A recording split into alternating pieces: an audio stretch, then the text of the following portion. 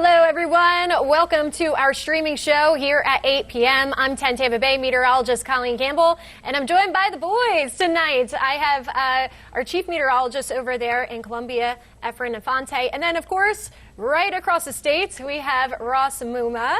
That's in Jacksonville. So, hi, guys. Thanks for joining me tonight. Well, good evening. Happy Friday to both of you. To find out what Erin. Yes, TGIF. So we just got the update with Erin not too long ago, and which comes out at 8 p.m. is when we get one of those updates, and our next one comes out at 11 p.m. But pretty impressive here. So what's been happening is Erin is strengthening fairly fast. Right now we have winds at 85 miles per hour, so that has increased, that wind speed. We had winds at 75 miles per hour, so the winds did pick up with Erin. And then we have a pressure that has also dropped. I believe it was at 993 before. Now it's not 982. And you're going to hear us talking about rapid intensification as we move into this weekend, because that is something that is going to occur. So basically, when we have a sharp pressure drop, or we have winds that increase 35 miles per hour or more within a 24-hour period, that is known as rapid intensification. And it can be a little bit tricky to forecast, but we do know factors that lead to rapid intensification. One of those would be very warm sea surface temperatures. So right now, Erin is starting to move into warmer water in an environment that's conducive for further development and rapid development at that. Going over our hurricane facts here. So the first named storm is usually around June 20th, and this is going off 30 years of data. This is data that's been collected during that 30-year period, so it doesn't have to be exactly this date. It's just telling you when we normally see these things occur, and the first named storm, being a tropical storm, would be June 20th. Well, this year we had Andrea that was around June 24th, so slightly off that date. I wouldn't call that too far off from average. And then the first hurricane, of course, would be today. We had Erin that formed into our first hurricane of the Atlantic Basin for the 2025 season. Now, normally that date is around August 11th. So again, we're about 4 to 5 days behind schedule, if you even want to say that, but it's not that far of a difference. Now, here's where it gets interesting. We usually have our first major hurricane, Cat 3 or stronger, around September 1st. And like we just said, we could see Erin strengthen to that Category 3 status, Category 4 status, as we move into this weekend, and that's due to that rapid intensification. All right, so right now, it looks like the hurricane hunters are still out. There's the G4 that goes around the storm. And then we have the Orion that is going into the middle of the storm, and that kind of checks out the eye wall and, or the center of circulation, I should say. And basically what these planes do is inspect the storm, gather the wind speed, get a better idea, because they are right on top of it, right? They're no longer, and this feeds into our models, which we're going to talk about, and that's when we really can get some good information. So normally when we have a recon mission happening, that's when you will see more of a jump in those winds as well as a drop in that pressure, because what's happening here is we're getting hard data. We're right there in the storm inspecting it, and they're feeding the data back, and that helps our models looking into the future, but it also gives us a clear picture of how strong the storm is, and it's no longer a guessing game, I should say. All right, so I'm going to bring in Ross. I missed my guys there. We had our 3-shot up, but we're going to talk with them soon. There he is. All right, so we're going to talk to Ross in just a second. Ross, well, let's start off with the track, I guess, the cone. And I know you're going to talk about, or I'm sorry, Efren's going to talk about the models, the global models, but it's okay. We like seeing your face, too. I'll switch back and forth. Yeah, either works. Efren, take it away, by all means. Well, look at the track. I mean, right now, we already know, just by looking at this, that we know it's going to be a major hurricane. Now, yesterday, we didn't have a Category 4. Now we have a Category 4. But look at the intensification. So right now, it's a Category 1. By tomorrow, probably at this time, we're looking at a Category 2 hurricane with wind speeds of 105. And then from Saturday afternoon, jumping it to Sunday, now we're at a 3. And that's probably sometime after daybreak Sunday morning with 120-mile-an-hour winds, and then we just keep on going up the scale. Now we're at 130 Sunday night. By Sunday morning, we're at 140, now pushing 145 by Monday afternoon. And we're going to stay to Category 4 all the way through this 5-day forecast from the National Hurricane Center. And by Wednesday, still a Category 4. Now, granted, there's a 130-mile-an-hour wind associated with the storm. But the two big take-home things from just this graphic alone is, one, it's up to a Category 4 now with 145. We get past 155, 156. Now we're talking about a Category 5. We're not there yet. But you're talking also about its trajectory. The cone, the largest area of the cone, day 5, is between Bermuda and the Southeast Atlantic. So people have been asking me, okay, so are we out of the woods yet? Not yet. It's not safe until to say that it is past Jacksonville, that it is past anywhere near southern Florida, until it's past the Carolina coastline. But the key thing to understand is that this is just a projection. Now, we've seen the projections change. We've seen the projections of the intensity increase. But the overall scope is that the computer guidance models right now, the good old spaghetti models, these models are almost consistent at this point, with the exception of 2 or 3 outliers. Most of the models, when you take all the models that are used, the European guidance models from the National Hurricane Center and from the Euro, a lot of them are pinpoint in the middle. But again, that model guidance is showing that it is far away from Bermuda and far away from the East Coast. So that's a very important thing to understand, that now the models are starting to become more in line with each other. The track, take a look at what the American Global Forecast System, where everybody knows, the American GFS. Look at the spaghetti models, and yeah, they're deviated quite a bit. But if you recall the models that we were shown last night, they were pretty wide all over the place. Several were going towards the right, heading towards Bermuda. A few were moving to the left, a little bit closer to the Florida, Georgia, and Carolina coastline. Now the American models are a little bit more defined. You still have a spread, but with the exception of 2 that are going right near, if not over Bermuda, the American guidance models are going consistently between the Southeast Atlantic coastline and in Bermuda. That's a very good thing. And the guidance models of the GFS, when we compare it to the European models are a little bit more widespread. Now, granted that a lot of them have it a little bit closer to Bermuda. But the key thing to look at here is that the guidance models from the European models, and you recall when we talk about ensembles is every single run that the system runs. So the European model has got a little bit more, but the consistency of the European models is that it's a little bit more towards Bermuda, but when you take all of them together, the consistency is it is still far away from the Florida East Coast all the way up through the Carolinas coastline. And that is a really important thing to understand, because Colleen, that is one thing that everybody from Key West all the way up to St. Augustine's and to Myrtle Beach is like, okay, how am I going to get affected by this? What are these spaghetti models telling me? Am I going to have to deal with this? And at least our ensemble models and our spaghetti models are indicating at this time, no. Right, yeah, I think we'd like to see this trend. So, in the beginning of Erin has been a hot topic, right, for the last couple of weeks. And it's very important that we show you. That's why we started these streaming shows, right? Because we wanted to break down the information so it was digestible to all of you guys, because it's a lot to look at, right? And you see that one scary model and you're like, oh, crap, what's happening? But we like things like this when we show the ensembles, because the ensembles is basically, and you're looking at 2 ensembles right now, the GFS, the American model, as Erin was saying, and then the Euro in the white. And, it's in a pretty good agreement right now. So what's happening here is I used an example that one of my meteorologists I worked with before, actually in Fort Myers, said. So the ensembles are basically taking different scenarios, right? And it's, say you have like a bucket full of, you're trying to aim a ball into the bucket, right? And you have like a whole, collection of ping pong balls, and you're trying to throw it, and you're like, okay, maybe a gust of wind comes by. Maybe I'm going to throw this one a little bit harder. Maybe the next one I'll just throw, maybe I'll use my left hand. So it's thinking of all these different scenarios and kind of just throwing it and, coming up with a situation and a guess of what could happen, right?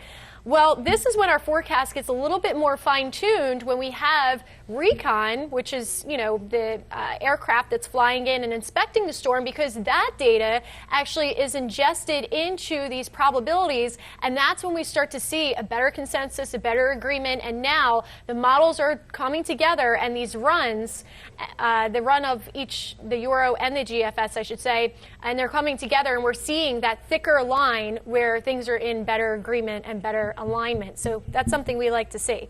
All right, getting into the winds right now. Oops, this is going, and I wanted to stop. All right. Hey, Ross. So Ross is going to talk about the winds because he's on the other coast in Florida. He's on the East Coast. And, yeah, you guys will probably have some nice choppy waves to look forward to if anybody likes surfing out there. But yeah, we got a lot of surfers here on the First Coast up here in Jacksonville. Our former chief meteorologist, Tim Deegan, big surfer. But more than likely, any local surfers here probably not going to want to get out into the water. We'll talk about the wave heights and the rip current risk, actually making the surf rather dangerous for a lot of folks. But some of that is also just going to stem from the winds themselves. Now, this is showing you right now out across the northern Leeward Islands towards the U.S. and British Virgin Islands, Puerto Rico. And you'll notice Antigua, Barbuda, the Virgin Islands, they do get some wind gusts upwards of about 20 to 30 miles per hour, perhaps a few isolated gusts higher than that. But the northern side of Puerto Rico really doesn't get the brunt of the winds. Now, of course, this is the American GFS model, but it's a pretty similar story for the north side of the Dominican Republic, the DR, Turks and Caicos, the eastern Bahamas even. The core of the strongest winds, those hurricane and even tropical storm force winds, stays to the east of many locations down across the Caribbean and Bahamas. Now, as it continues to move northward, you'll notice an uptick in the wind speeds across much of the eastern seaboard. Bermuda as well, more than likely probably going to get the worst of the winds. They're going to be on that right northeast quadrant, the dirty side of the storm. You can often get, the most tornadoes in those instances, but in this specific one, the worst and strongest wind gusts there. But even if you look further northward or even west out towards the Outer Banks and Cape Hatteras, strong wind gusts there, but similarly up through Virginia Beach, the Delmarva, Dewey and Rehoboth Beach in Delaware. You got Ocean City, Maryland, Ocean City, New Jersey, Atlantic City, and even up towards Cape Cod. I got some friends who live up around Boston and Massachusetts. They're also going to be experiencing some gusty winds by the end of the week. So although it's Friday night right now, this time next Friday night, we're more than likely, still going to be talking about at least some locations up across the New England states, coastal Canada and Nova Scotia also, still experiencing some gusty winds and those increasing wave heights and dangerous just ocean conditions as a whole. But again, that was the GFS model. So overall, that kept it a little bit further eastward. And that's kind of been the trend here, I would say, over about the last 2 or 3 days. You'll notice the European similarly kind of keeps it in the same spot for the northern Leeward Islands, Puerto Rico, the Dominican even. But as we advance it, you kind of see it come a little bit closer to Turks and Caicos. So yeah, right there, you could see 20 to 30 mile per hour wind gusts, perhaps even a little bit more, getting closer to that 40 mile per hour. And then continuing up toward the eastern seaboard. Not only in Jacksonville, but up along the Georgia coastline, South Carolina, North Carolina. I mean, things start to get a little bit hairy, especially from, Wilmington up toward Topsail Island, New Bern, the Outer Banks, as I had mentioned before, and then continuing even up towards the Delmarva area, New Jersey, New York, Long Island, perhaps getting some even stronger winds. Now, we're not talking about necessarily damaging wind gusts, at least at this point for most folks. I would say the Outer Banks probably have the best chance of that across the mainland U.S. But just something to note, if it does happen to take a little bit more of a westerly track, things could certainly be a little bit windier for some of our more coastal locations, pretty much from North Carolina up towards Maryland and Delaware there through Wednesday, Thursday, by Friday. Then the storm continuing to move much further off to the north and northeast. We'll continue to watch it, of course, across Connecticut, Rhode Island, Massachusetts, Maine even.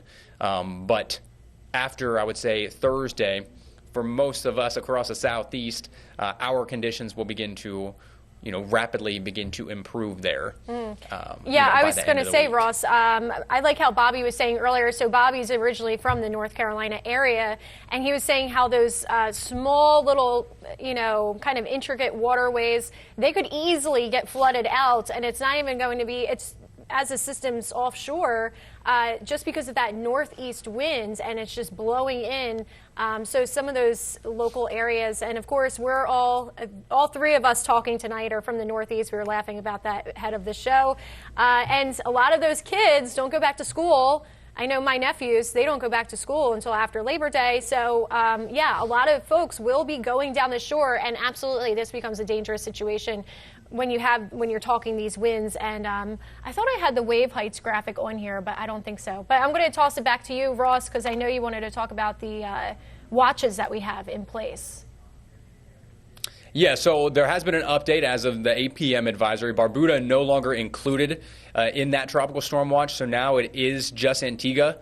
So the island of St. Martin, St. Barthélemy, I believe, also included in that tropical storm watch. But that's it.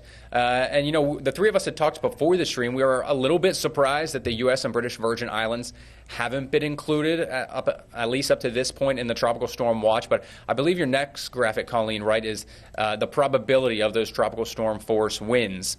And you'll notice really not looking all that impressive or worrisome, perhaps I should say, for some of those areas. I know Efron can probably allude to this from earlier in the week, but before they were giving them about a 30 to 50% chance, to see tropical storm force winds.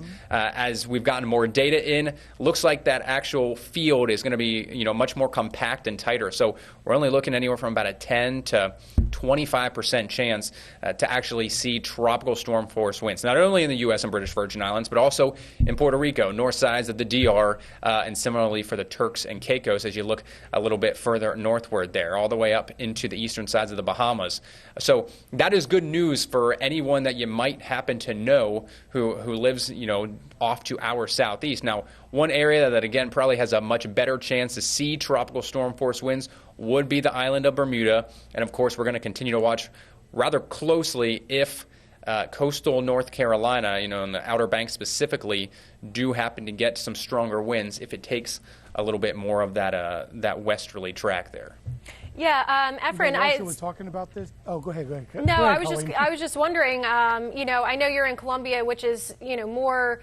It's South Carolina, but it's more inland. But what are the viewers asking you guys? Do they have some big concerns? Because this is why we do this, right? To break it down for our viewers so they could get a better understanding. And now we're not only talking here locally, but we have stations across the nation. And, that's why we're teaming up with you because, even though you are further inland, what has been the response there? What's everybody been saying?